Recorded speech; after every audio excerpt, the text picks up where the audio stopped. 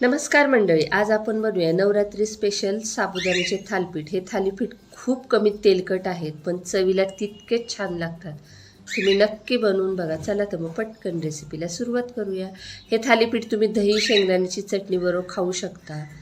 थालीपीठ बनवण्यासाठी इथे आपल्याला 1 वाटी भिजवलेले साबुदाणे घ्यायचे आहेत, अर्धी वाटी आपल्याला शेंगदाण्याचा कूट घ्यायचा आहे, 2-3 वाटलेल्या मिरच्या घ्यायच्यात आपल्याला, हिरव्या मिरच्या घ्या, मी इथे लाल मिरच्या घेतल्यात, चवीनुसार मीठ घ्यायचे आणि 2 उकडलेले बटाटे आपल्याला किसून घ्यायचे। बटाटे आणि शेंगदाण्याचं कूट तुम्ही कमी जास्त घेऊ शकता।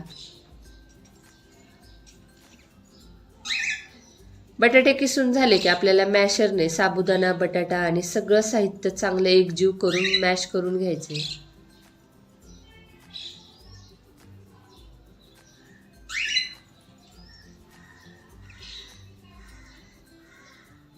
साबुदाणा, बटाटा आणि सगळं साहित्य एकजीव करून झाले की आपल्याला गोळा मळून घ्यायचा आहे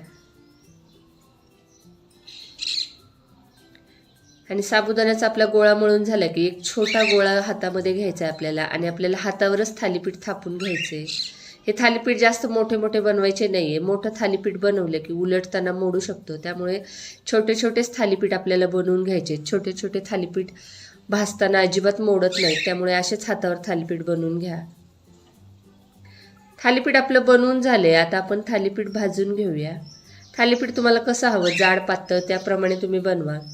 गॅसवर मी लोखंडी तवा गरम करायला ठेवला, त्यावर तेल किंवा तुम्हाला आवडत असेल तर तूप घालून घ्या आणि थालीपीठ टाकून घ्यायचे आणि थालीपीठ 1-5 मिनिटं आपल्याला मध्यम गॅसवर अगोदर छान भाजून घ्यायचे।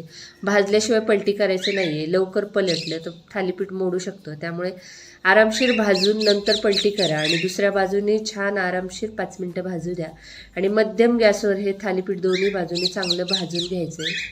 हे बघा, मस्त असं आपलं थालीपीठ भाजून झाले। आता बाकीचे सगळे थालीपीठ मी असेच बनवून घेते।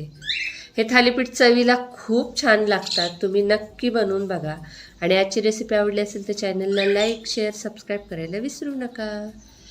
तुमचा तवा जर मोठा असेल तर असे 2-3 थालीपीठ तुम्ही एकदम पण भाजून घेऊ शकता। हे बघा, मी 2-3 थालीपीठ एकदम असे भाजून घेतले आणि आपले गरमागरम नवरात्री स्पेशल थालीपीठ तयार झालेत।